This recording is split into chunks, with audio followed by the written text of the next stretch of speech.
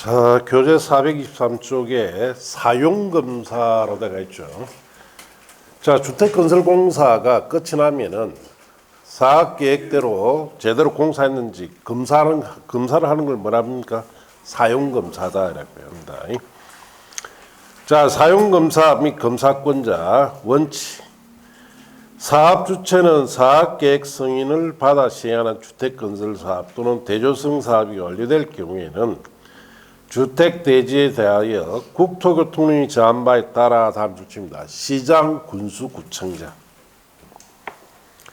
관로하는 주체입니다. 국가, 한국토지주택공사가 사업주인 경우와 대통령이 정할 경우에는 국토교통장관을 말합니다. 사용검사를 받아야 돼요. 사용검사권자는 시장, 군수, 구청장이나 국토교통장관이다 이 뜻이에요.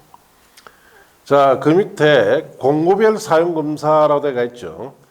다만 공고별로 분할했을 경우에는 사업계획 승인받은 경우에는 완공된 주택에 대해서 공고별 사용검사도 할 수 있습니다.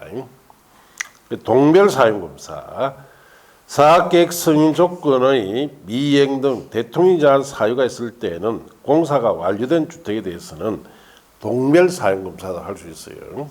동별 사용검사는 세 가지 사유가 있는데 사업계획 승인의 조건을 아직 이행하지 않았다. 그러면 이행된 부분만 동별 검사하겠다 이 뜻입니다.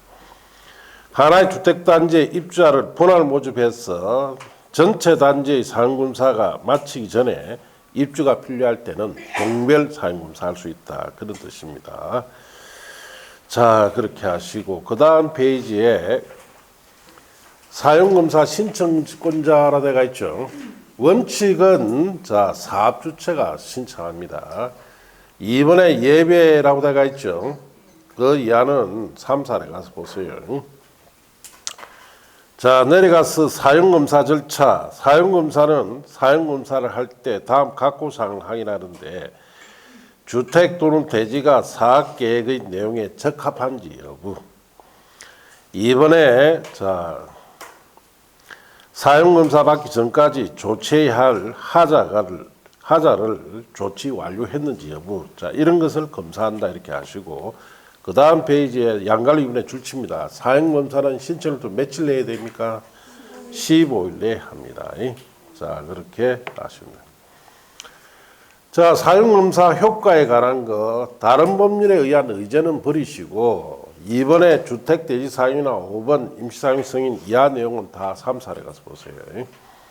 자, 이제 넘어가서 그 다음 페이지에 가면 사업주체 보호조치 등이라고 되어 있죠. 여러분 시험에 최근 시험에 거의 잘 안 나오는 부분입니다. 1번에 택지취득 특례로서 1번에 국공유 등 우선 매각 임대는 3사례 보시고 2번에 사업 한지 방식에 의한 도시개발 사업으로 조성된 대지 활용도 3사례 가서 보세요. 자, 그리고 옆 페이지에 2번에 사업체 보호조치로 1번 타인의 토지 출입이라 되어 있죠. 문제풀이 때는 한번 보면 돼요. 그 다음 페이지에 가서 2번 토지의 수용 사용이나 3번에 토지 매수 업무 등 위탁이라 되어 있죠. 다 3, 4, 5, 6월 달에 보면 됩니다. 자, 그 다음 6절에 기타 주택의 건설 등이라고 되어 있는데 1번 주택부에 따른 임대주택 건설이라고 되어 있죠. 자, 이거는 5, 6월 달에 문제풀이 때 한번 딱 보면 됩니다. 자, 그 다음 페이지 가시면은 밑에 2번에 토지 임대부 분양주택 건설이라고 해놨죠. 최근에 뭐 이 출제되기 시작하는데 지금 못 봅니다. 이것도 법 바뀌었어요. 그래서 지금 법이 많이 바뀌가 있습니다. 이것도 새 책을 가지고 공부해야 됩니다. 법이 바뀌었기 때문에. 자, 넘어갑시다.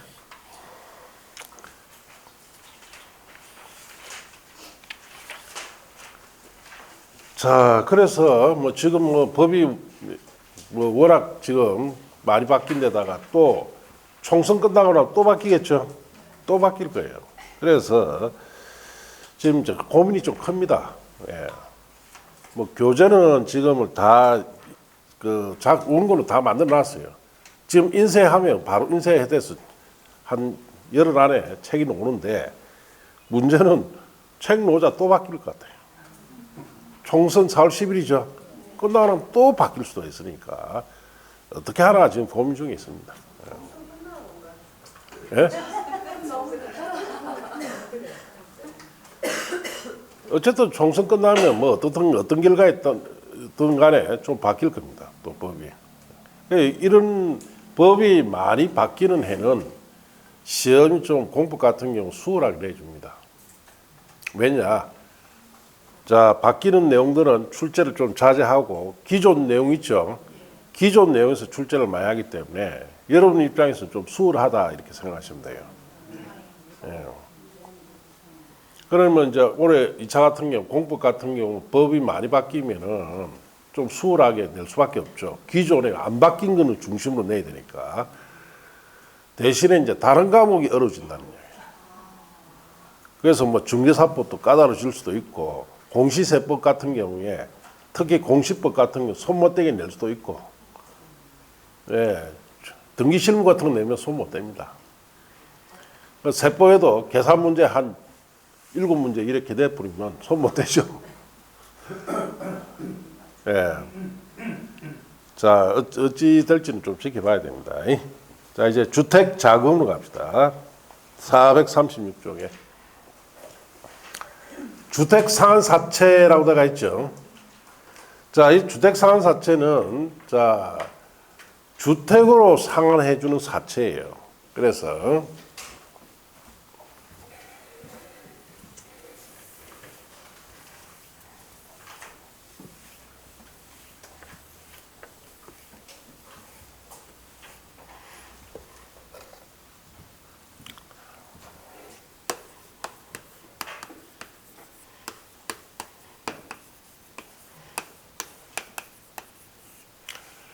자, 주택 상한사채는 토지주택공사나, 자, 등록사업자,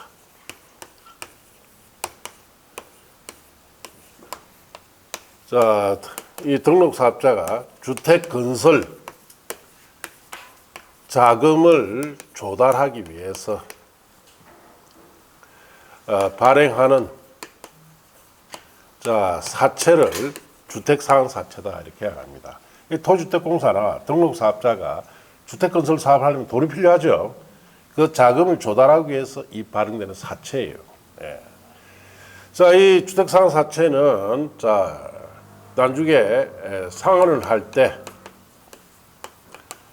건설되는 주택으로, 자, 상환을 해줍니다.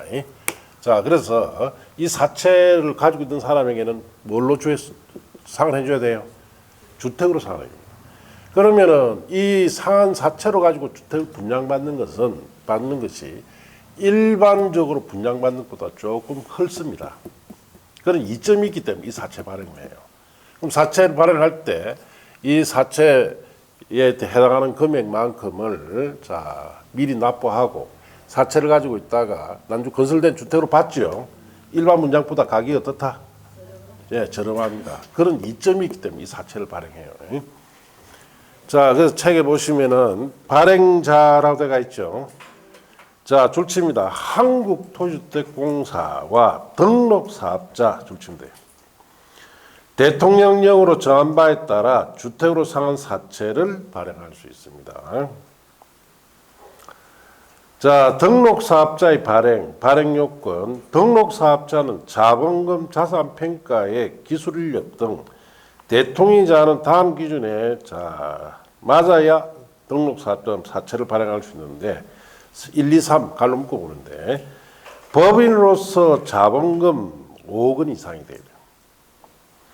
자, 그리고 건설산업기본법에 의한 건설업에 등록하였거나 또 13조 2항 단서규정에 의해서 등록사업자에 되고 최근 3년간 연평균 주택 건설 실적이 300세 이상이 돼야 등록사업자는 발행할 수 있습니다.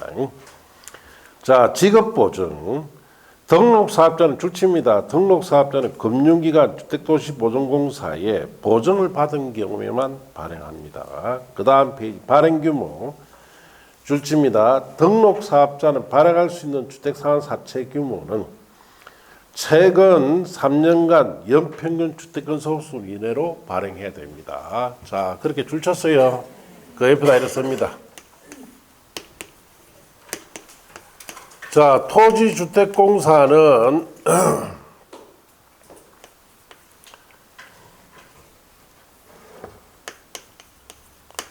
발행 요건, 자, 보정. 자, 그 다음에 규모, 발행 규모에 대한 제한 없이 발행이라고 쓰세요.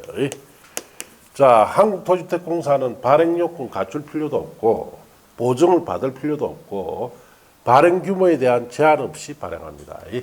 자, 그러면은 발행 요건이나 보증이나 규모에 대한 제한이 있는 것은 등록사업자만 그렇다 이 뜻이죠. 등록사업자일 때는 이런 요건, 보증, 규모에 대한 제한이 있는 반면에 토지주택공사는 제한 없이 발행합니다. 자, 그런 뜻이다. 자, 3번의 발행계획 승인. 주택상환 사채를 발행한 자는 대통령이 정한 바에 따라 주택상환 사채 발행계획을 수립하여 줄칩니다. 누구의 승인받아라? 국토교통부 장관 승인받습니다. 자, 4번의 발행 방법 및 명의 변경. 자, 줄칩니다. 1번에 주택상환 사채는 액면 할인 방법으로 발행합니다. 2번 주택상환 사채에는 기호 번호를 붙여야 하며 국토교통령이 제한하는 사항을 기재해야 되고, 3번 주택상환 사채는 자, 줄칩니다. 이를 양도하거나 중도 해약할 수가 없습니다. 원칙적으로. 양도도 안 되고 중도 해약도 안 돼요. 다만 해외 이주 등 부득이한 사유가 있는 경우에는 국토교통령이 제한하는 경우에는 그러하지 않다. 그래서 해외 이주 등 부득이한 사정이 있을 때는 양도나 중도 해약이 된다 이렇게 하시면 돼요. 4번 줄칩니다. 주택상환사채는 기명정권으로 발행합니다. 사채권자가 사채 정서에 들어간다는 성명이. 사채권자 명의 변경은 취득자의 성명과 주소를 사채 원부의 동그라미 원부에 기록한 방법으로 하며 취득자 성명을 채권이란 말의 동그라미 자 기록하지 않으면 발행자나 제3자에 대응할 수 없습니다. 자, 그래서 예외로 이 주택상환 사채를 자 이전을 하려면은 원부의 성명을 기재해야 이전이 되고 채권에 기재되면은 제3자에게 대항력이 생긴다 이런 뜻입니다. 주택상환 사채 상한은 주택상환 사채를 발행한 자는 발행 조건에 따라 주택을 건설하여 사채권자에게 상환해야 됩니다. 그래서 건설된 주택으로 상환한다 이렇게 아시면 되고, 주택상환 사채를 상환함에 있어서 주택상환 사채권자가 원할 경우에는 주택상환 사채 원리금을 현금으로 상환할 수도 있습니다. 자, 상환기간 줄칩니다. 주택상환 사채 상환기간은 3년 초과할 수 없습니다.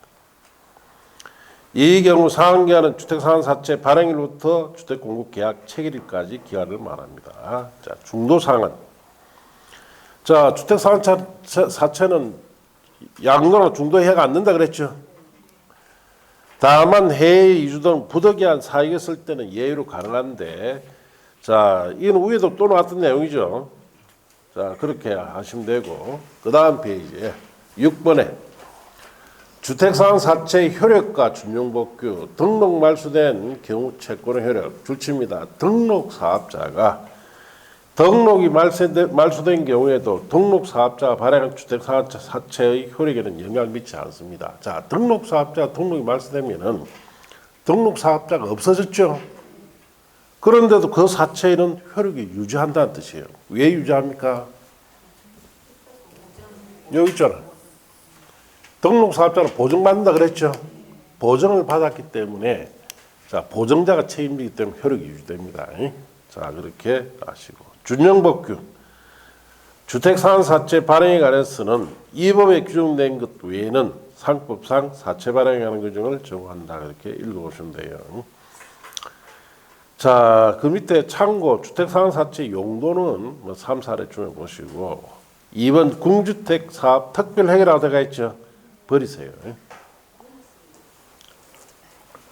자, 그 다음 페이지 입주자 저축이라고 되어 있죠. 5, 6월 달에 보세요. 자, 이제 넘어가서 주택의 공급 쪽으로 갑니다. 자, 교재는 442쪽 펴시고.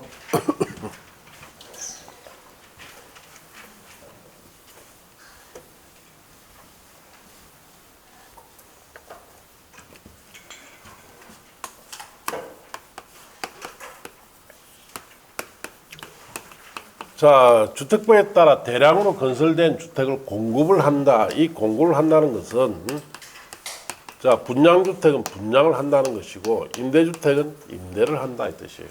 그래서 주택 공급 원칙은 주택 공급에 관한 자, 규칙에 정해놨습니다. 이 국토 교통부령이에요. 자, 그래서 어떻게 분양하고 임대할 건지는 이 주택 공급에 관한 규칙 속에 자세한 내용이 있는데 다행히 이거는 여름 시험에 출제된다 안 된다? 안 됩니다. 예. 이게 출제되면 한 150페이지가 추가돼요. 예.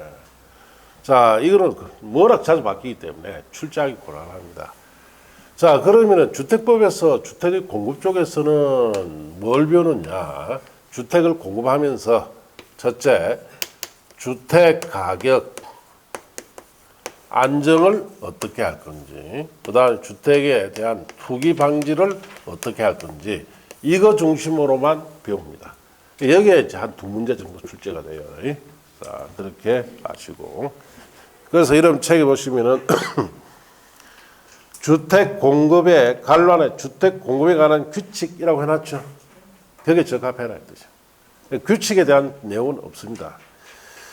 자, 1번에 주택을 공급할 경우 사업주체 자, 갈로 떼어놓으시고 는 다음에 정한 바에 따라 주택을 건설 공급해야 됩니다. 자, 그래서 박스 안에 들어가시면 1번에 입주자 모집 공고 승인 사업주체가 입주자를 모집할 경우 국토교통령이 정한 바에 따라 시장구청장의 승인 복리시설 때는 신고를 해야 됩니다. 자, 갈로 안에 공공주택 사업자는 제의한다는 말 찾았습니까? 그게 믿죠. 자, 공공주택 사업자, 뭐 한국토주택공사나 지방공사 같은 이런 공공주택 사업자일 때는 입주자 모집 승인 받는다, 받지 않는다? 받지 않는다. 그게 자주 시험에 나옵니다. 이번에 사업주체가 건설한 주택을 공급할 경우 국토교통부령에 정하는 입주자 모집 시기, 조건, 방법, 절차, 조건, 방법, 절차, 입주금의 납부 방법, 시기 절차, 주택 공급 계약 방법, 절차 등에 적합해야 돼요. 이 자세한 내용이 국토교통부령, 저게 주택 공급하는 규칙이죠. 저 속에 있습니다. 그래서 시험에 출제가 안 돼요. 이번에 국토교통령이 정한 바에 따라 벽지, 바닥재, 주방용구, 조방기구 등을 제외한 부분을 가격을 따로 제시하고 이를 입자가 선택할 수 있도록 하는데 옵션에 관한 거죠. 이것도 자세한 것은 국토교통부령에 있기 때문에 여름 시험에는 안 나옵니다. 이번에 주택을 공급받는 경우 주택을 공급받는 자는 역시 국토교통부령에 정하는 입주자 자격, 저당점 제한, 공급순위 등에 맞게 주택을 공급받아야 됩니다. 여기도 자세한 내용은 국토교통부령이기 때문에 자세한 내용은 출제가 안 됩니다. 그렇게 보시면 돼요. 자, 3번에 입주자 확인 자료 요청이라고 되어 있죠. 자, 그건 버리세요. 별 내용이 없습니다. 자, 옆 페이지 가서 2번에 마감 자재 목록표 등 제출이라고 되어 있죠. 그건 3, 4에 가서 보시면 돼요. 자, 그 다음 페이지 3번에 공급주택 표시 광고 사본 제출 의무라 되어 있죠. 그것도 3, 4에 가서 보시고. 자, 4번에 견본주택 건축 기준은 버리세요. 그 다음 5번에 분양가 심사위원회 운영은 3, 4에 보세요. 자, 옆에 가시면 2절에 분양가 상한제, 분양가 가격의 공시 1번 분양가 상한제라 되어 있죠. 뭐 여름 시험에 아주 잘 나옵니다. 잘 나오는데 이것도 새 책으로 공부해야 됩니다. 지금 공부 못해요. 왜? 법이 바뀌었어요. 거기에 분양가 상한제 적용에 밑에 박스에 있는 내용 있죠. 그것도 개정되었고 그 다음 페이지 넘어가시면은 분양가 상한제 적용 제외라 해서 정하지 않는 주택들 있죠. 여름책에 거기에 있는 내용들 다 좀 거기에 바뀌었습니다. 개정됐어요. 예. 그래서 워낙 중요하지만은 중요한 사항이 개정돼 버리니까 새 책으로 공부를 해야 됩니다. 그래서 저 이번 시간에는 분양가 상한제 뜻만 조금 배워야 돼요. 분양가 상한제.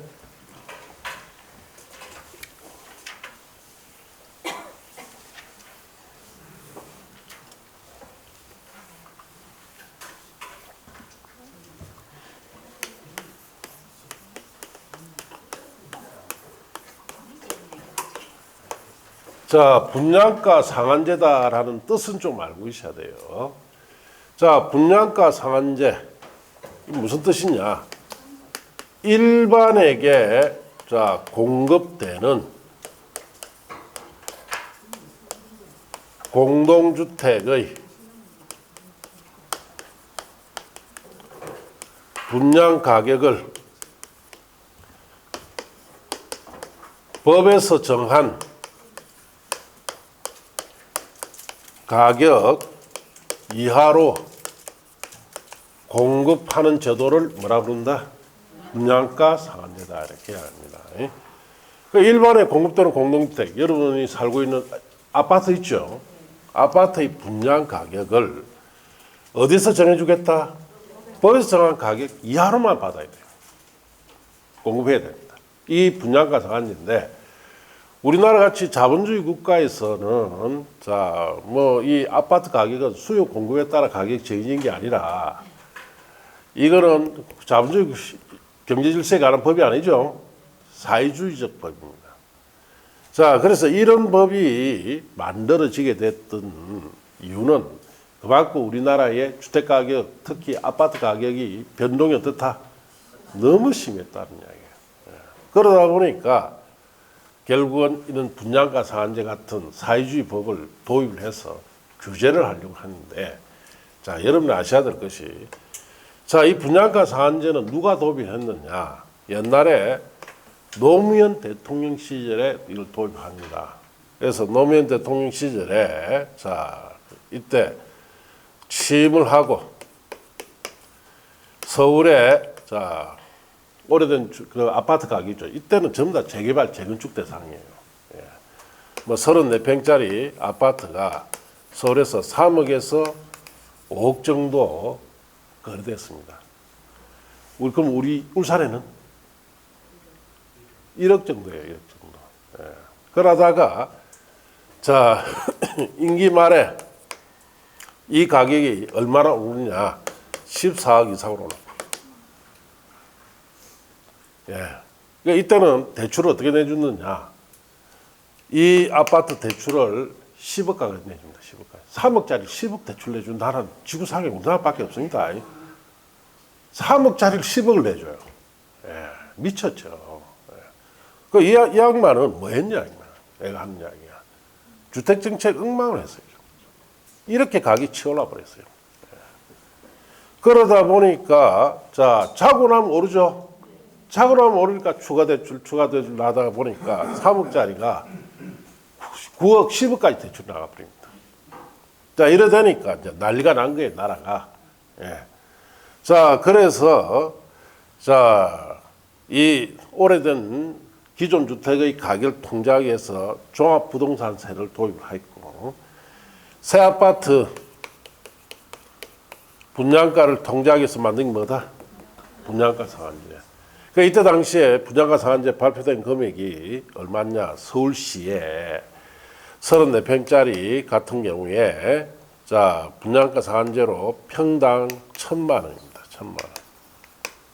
1,100만 원인가 그랬어요. 이때 서울시에 1,100만 원만 하더라. 그럼 34평짜리 같으면 한 4억 가까이밖에 안 되죠. 헌금은 몇 억? 14억인데 세기 4억밖에 안 되니까 주택 건설 사업자들이 사업을 한다 안 한다? 안 하죠. 올 스톱 돼버립니다. 자, 그렇게 해서 자 이제 그 다음 정권이 들어오죠. 누굽니까? 이명박 정권이 들어오죠. 이명박 정권이 들어와가지고 여기에 어떻게 이게 하느냐? 이 사람은 딱 보고 답이 없으니까 아예 손을 대질 않았어요. 그냥 막 묶어놨고 그냥. 왜? 엄청나죠 이거. 어떻게 이거 내릴 거냐. 이거 내리뽕은 은행이 주저앉아 버리죠. 다 이거 대출 끼고 있는데 10억씩 다 끼고 있는데 은행이 주저앉아 버립니다. 그러니까 대통령도 손을 못 대는 거예요. 자, 그 다음 대통령 누구예요? 네. 여도 볼라니까 손 못 대겠죠. 손 못 댑니다 이거. 그러니까 이 금액이 계속 두 대통령 거치면서 이게 한 17억, 16억 이 정도까지 올라갔어요. 그 다음 대통령 누구예요? 문재인 대통령이 17억 정도 이걸 받습니다. 두 대통령은 손을 못 댔습니다. 왜? 너무 어마어마하게 잘못 해놨습니다. 그래서 노무현 정권 시절에 통제를 했어야 되는데 통제를 안 한 거예요.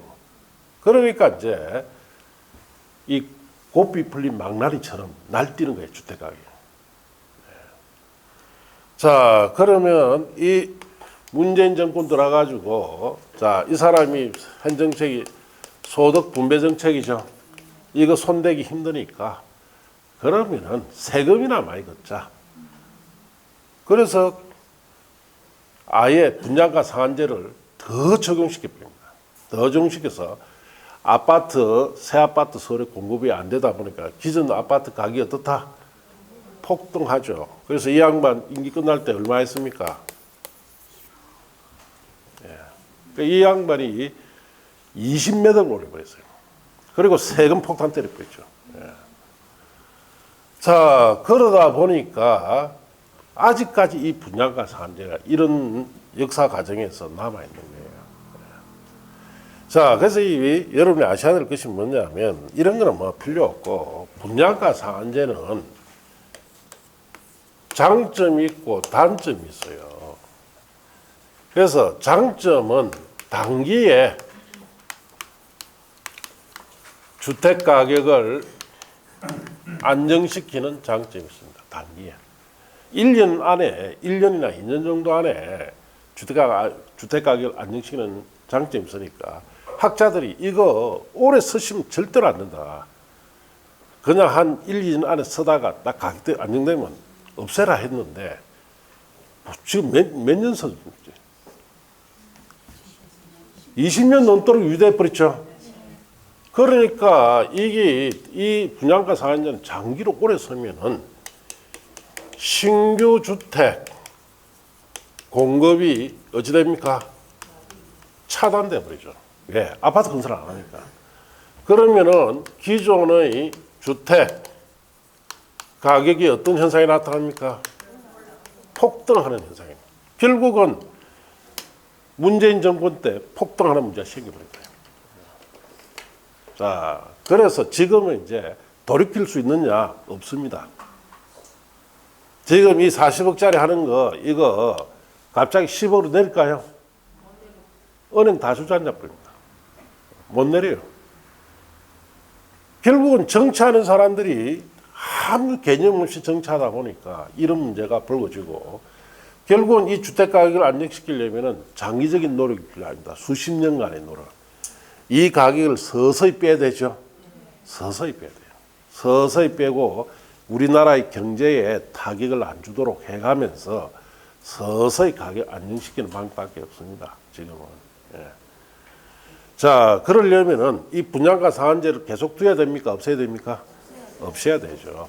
없애면서 아파트 가격을 공급을 서울시 재개발 재건축을 활성화시켜서 아파트 공급을 좀 많이 시켜야 되겠죠. 그래야 이 가격들이 떨어지기 시작합니다. 그렇지 않으면은 답이 없어요. 그러면서 한편으로는 서울시에 너무 가밀화돼가 있죠. 그 가밀화된 것을 자 세종시나 지방으로 서서히 빼기 시작해야 돼요. 그래서 제가 전에도 이야기했죠.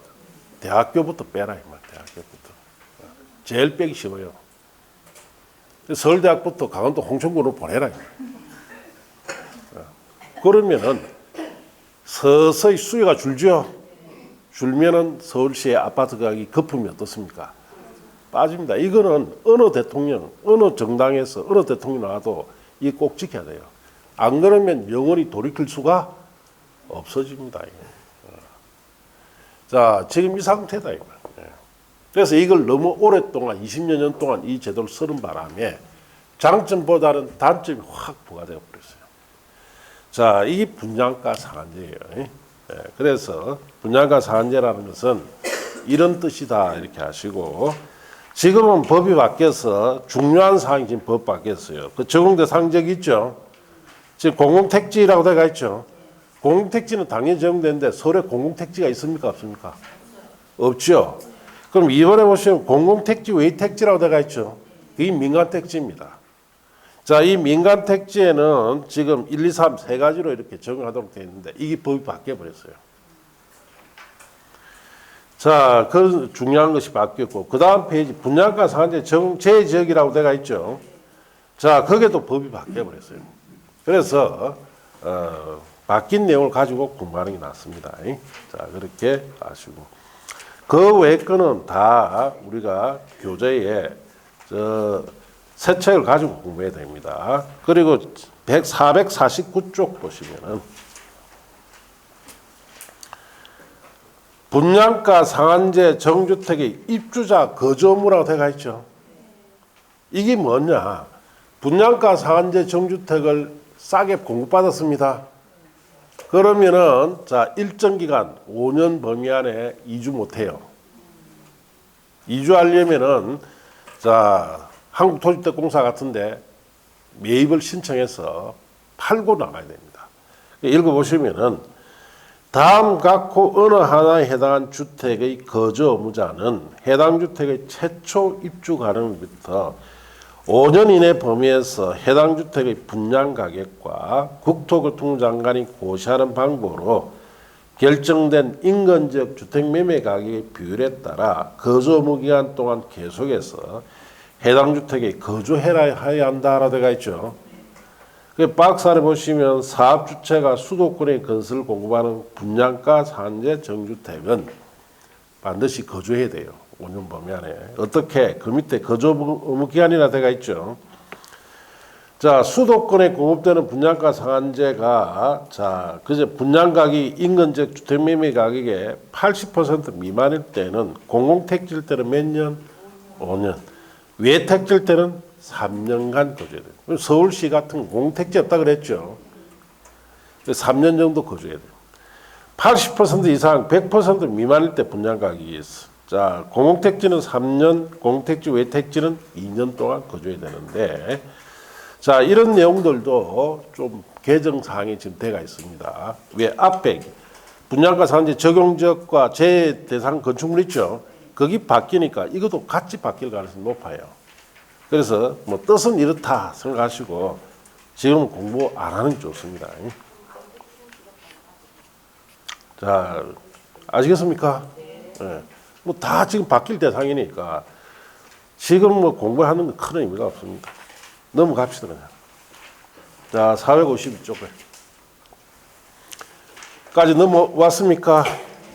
자, 이제 453쪽에 이제 투기가일지구. 이 투기가일지구는 여기에 투기 방지에 가는 거예요. 투기 방지.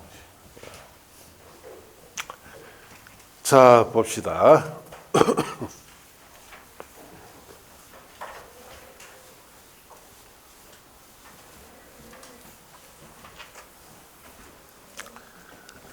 자, 투기가일지구 지정권자.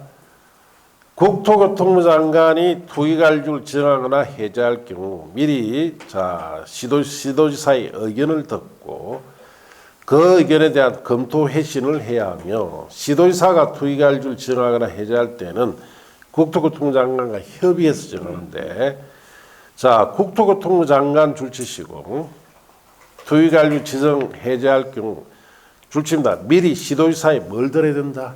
의견 들어야 된다. 자, 그 다음에 밑에 줄에 중간에 시도지사가 투기가일지구 지정하거나 해제할 때는 국토교통부 장관과 뭐 해야 됩니까? 협의해서 정합니다.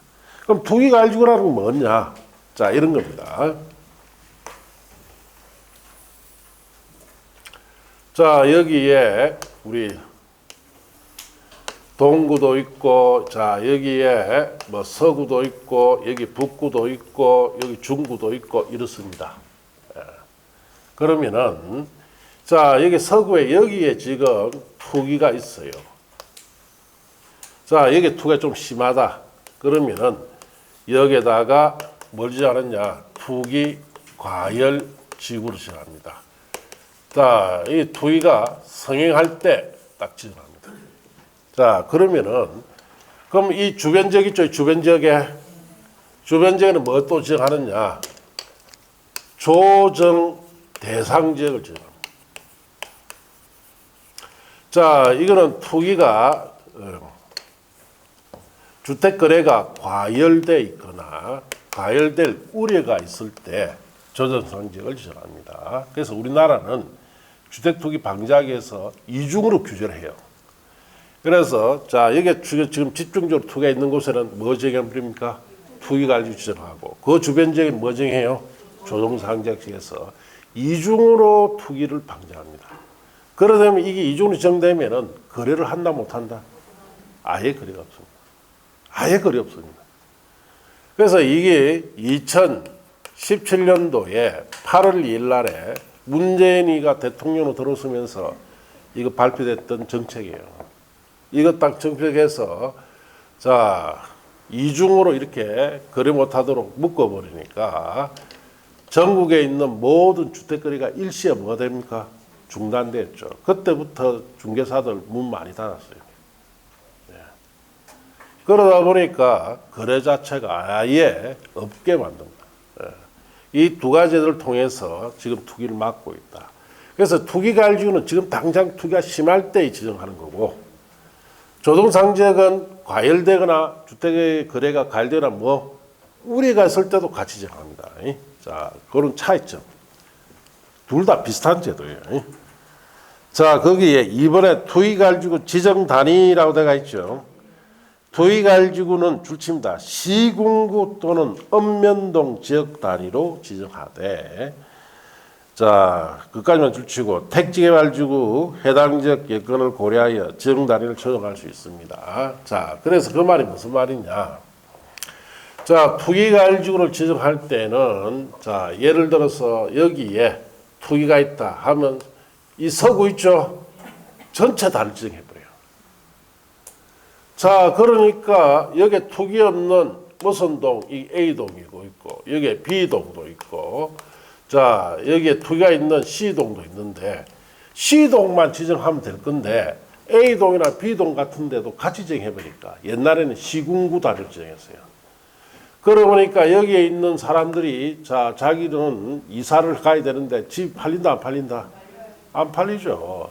문제가 많다 이 말이에요.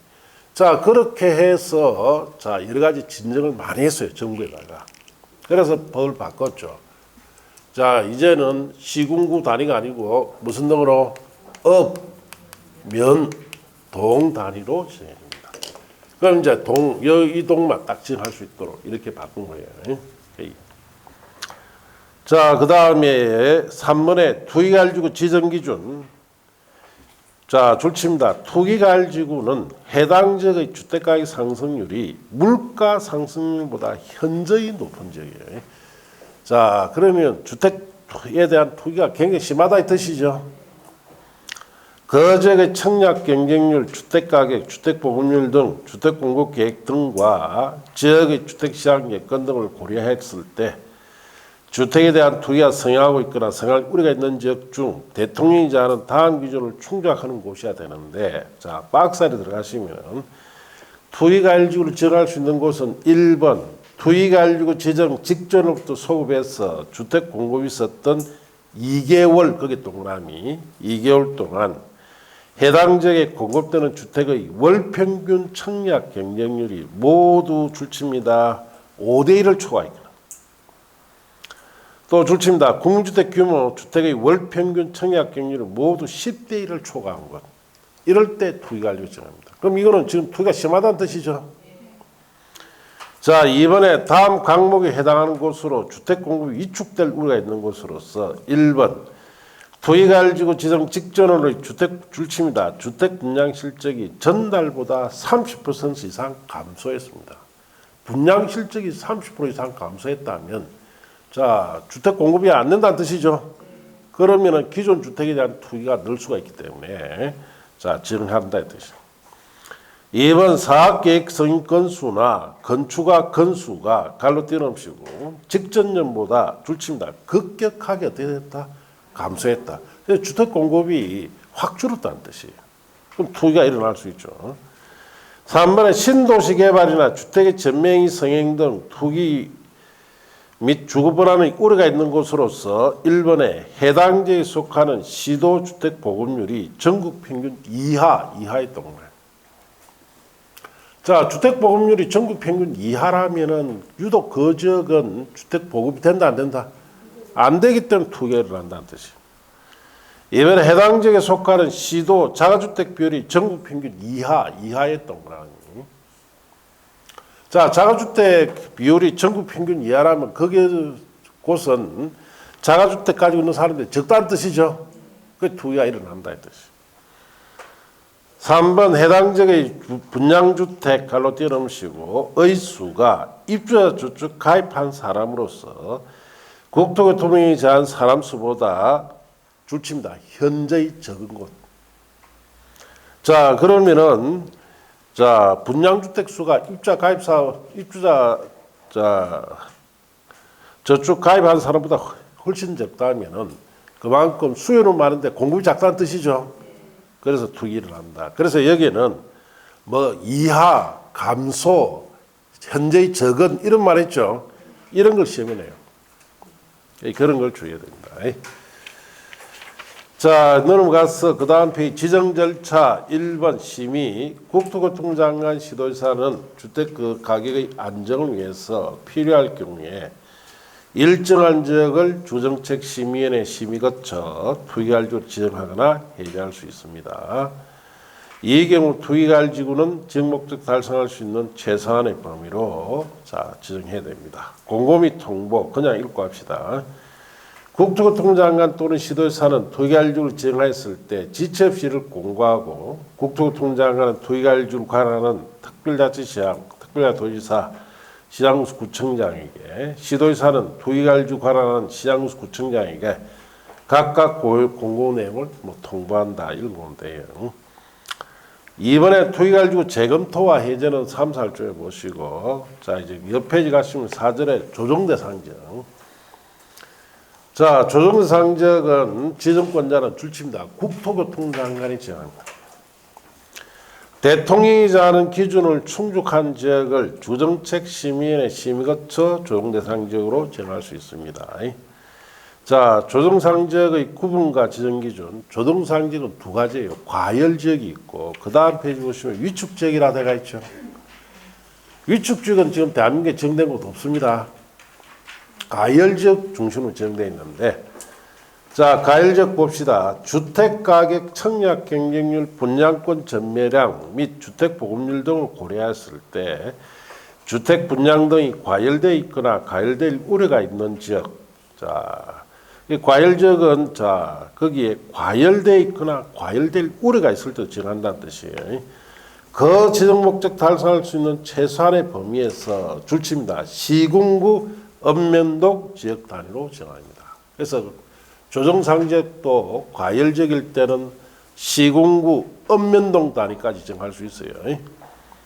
자, 그 밑에 과열지역의 구체적 지역이 있죠. 박스는 지금 보지 마세요. 뭐 바뀔 가능성은 없습니다. 예.